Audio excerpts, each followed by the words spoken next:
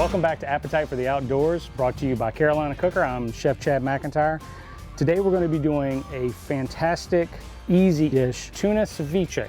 Tuna ceviche is a dish that you don't cook. What we're going to use some lime in the dish that's going to add acid, and the acid actually chemically cooks the ceviche. So technically it's a cooked dish, but it is best done with fresh, raw seafood.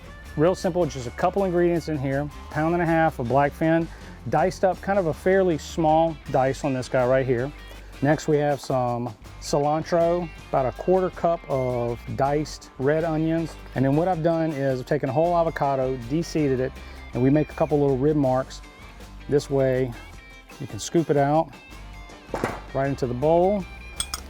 Got about 1/2 tablespoon of fresh minced garlic. I'm gonna put in a heavy pinch of salt and then also some pepper. And then we're going to use the juice of an entire lime. So we're going to give it a good stir, kind of incorporate everything in. Serve this with some tortilla chips and a little extra lime, maybe some hot sauce for those who like it.